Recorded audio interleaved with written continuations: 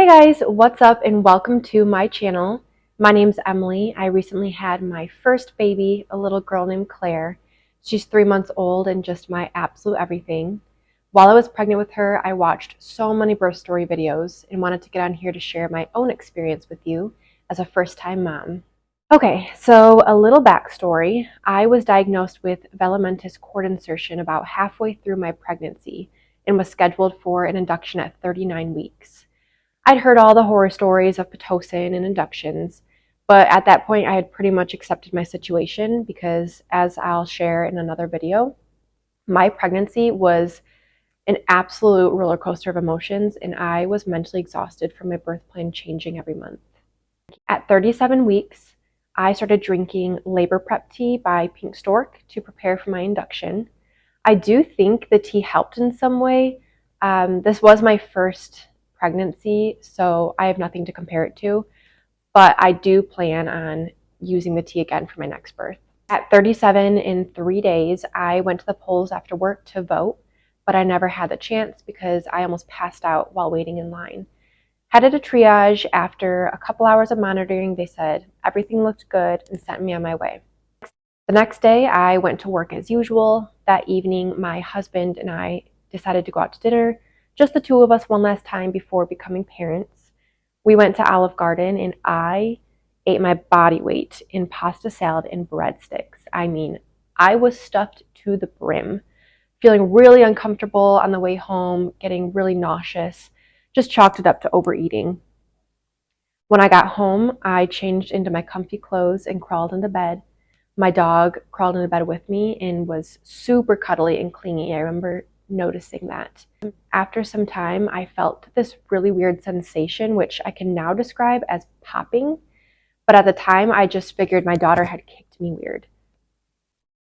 I'm laying in bed and I start getting uncomfortable again, feeling like I need to go to the bathroom. So I get up, and the second I sit on the toilet, something gushes out of me. And when I say gush, I mean gush. I don't mean trickles. I'm sitting there for a few seconds kind of in shock, like, what just happened?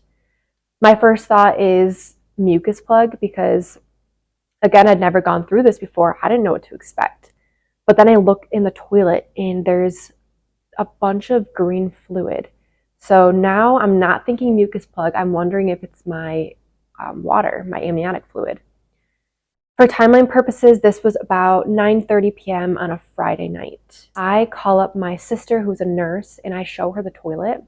And she starts freaking out, all excited, like, oh my God, Emily, I think your water broke. You need to go to the hospital. And I asked her, why would it be green? And she did explain to me about meconium and how if your baby has their first bowel movement inside, it will make your fluid green. My husband's in the basement playing video games, so I call him, let him know what's going on. He runs upstairs. He takes a look in the toilet, and then we both start like nervous laughing because we were not expecting to have a baby that night. It honestly felt like a joke. Thankfully, my hospital bag was already packed. My dad was able to drive down the next day to stay with our dogs, so we just started getting ready to leave. Before we headed to the hospital, my husband ran inside to grab some towels. He did not want me leaking all over the seats. And at that point, I just kept leaking. It was like I was involuntarily peeing my pants. That's genuinely what it felt like. It was so strange. The drive to the hospital was about 20 minutes long, but it felt like it took forever. I was so on edge. I was breathing heavy. My stomach just felt smaller to me after my water broke. And I couldn't feel my baby moving, so I was really nervous. Once I got up to triage and they hooked me up to the monitors, I saw that my baby was okay, heard her heartbeat, and then I could relax. They confirmed my water had broken and I was about 1 centimeter dilated and 80% effaced. They got me into a room pretty quickly, which I was happy about. Got in the beautiful birthing gown and just was waiting around. They said they would come back in about 3 hours to check me again. Shortly after, my mom got there and then my contractions started to kick in. They were really mild at that point though. Once we hit the 3-hour mark, they came to check me again. I was 2 centimeters dilated and I was pretty bummed because I was expecting to have progressed a lot more than that, but the nurses did reassure me that going from 1 to 2 centimeters in 3 hours was good progress. From that point and until they checked me again, I was starting to get really uncomfortable. My contractions were getting a lot more intense.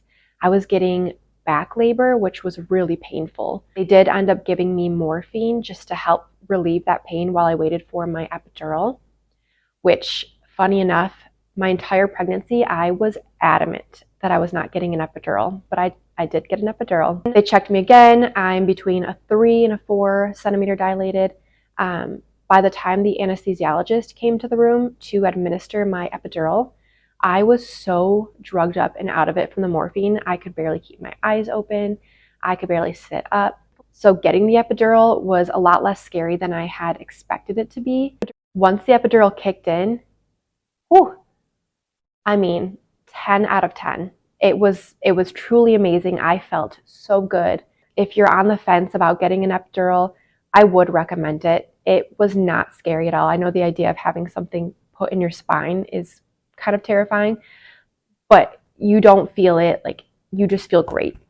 I was able to get a couple hours of sleep thanks to the epidural. Now for timeline, we're at about 10 a.m. I want to say. I start getting pretty uncomfortable again, and I call the nurse in.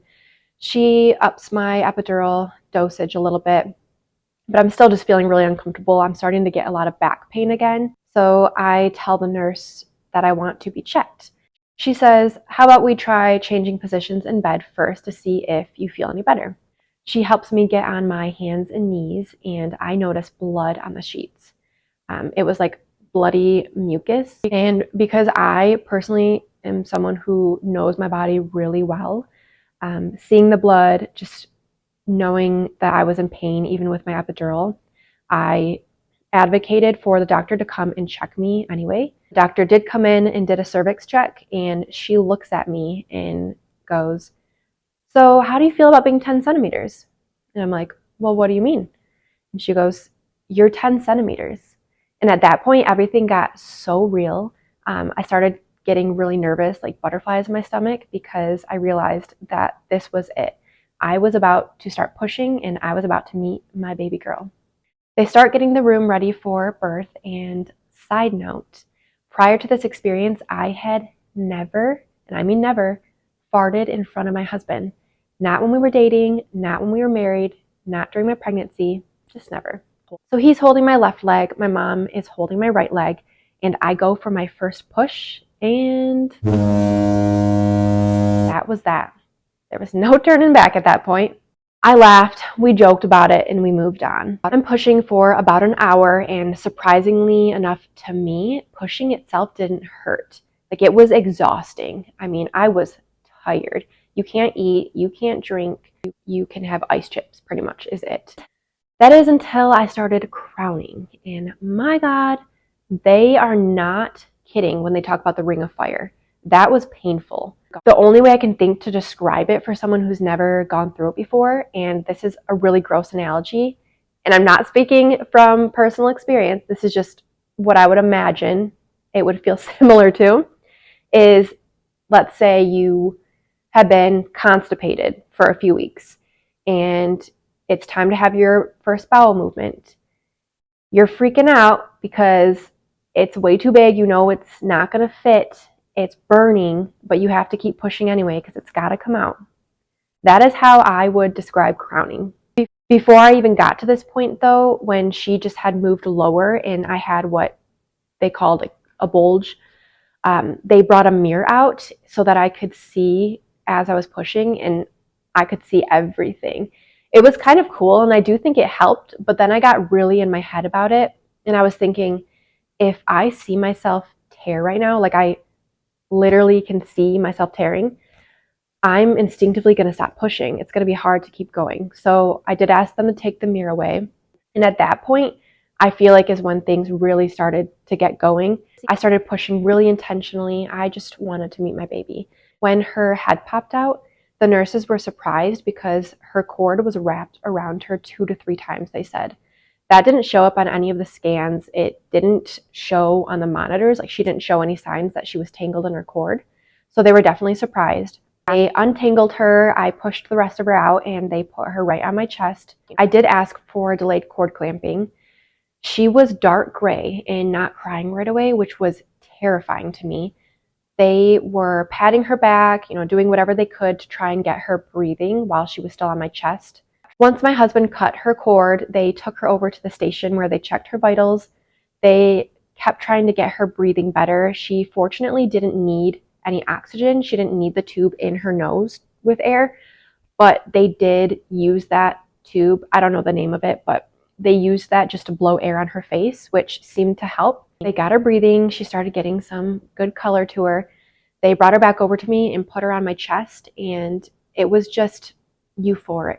I mean, I know not everyone experiences this, and there's nothing wrong with that, but for me, it was instant, our connection and just the love I felt for her. It was overwhelming almost.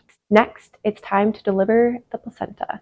And this part I was pretty nervous about because of my VCI. I knew there was a chance that they might have to manually extract my placenta, which I can't imagine would feel great.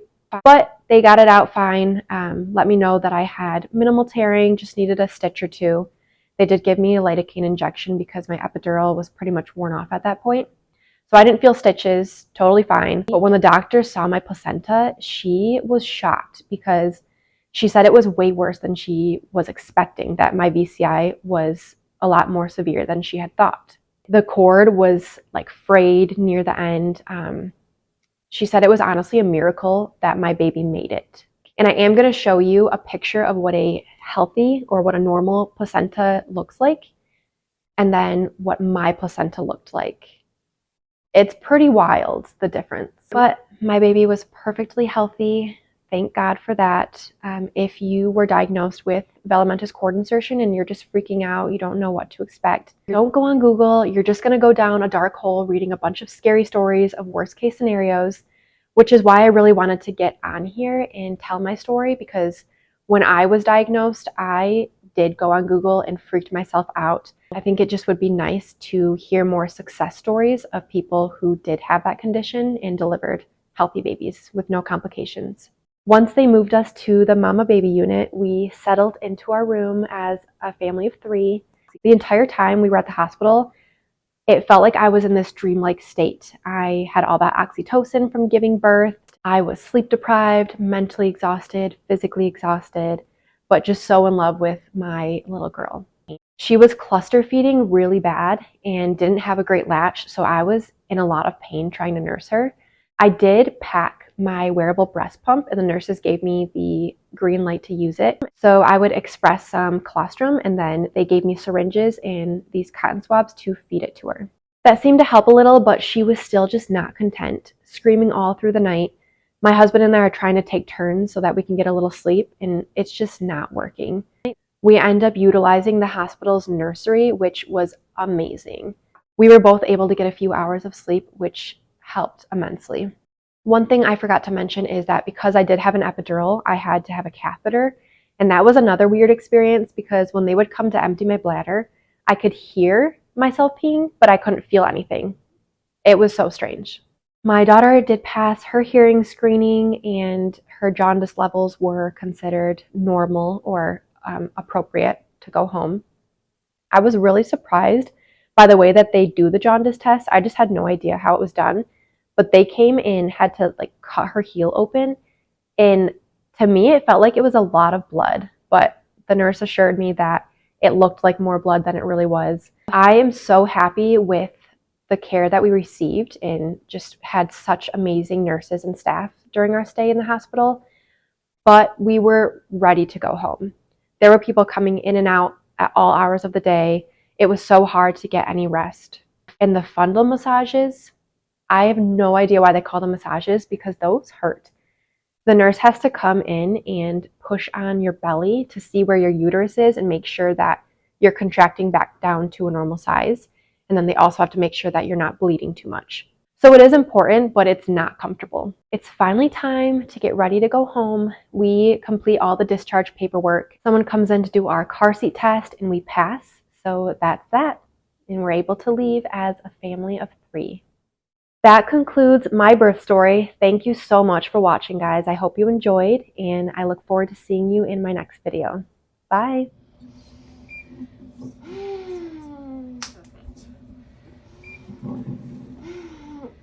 Beautiful job. Great. Yeah. Great job. Oh. You can do it. Yes. Just feel it. Yep. So there's a deeper nipple, I think. Just right, the head goes right up against the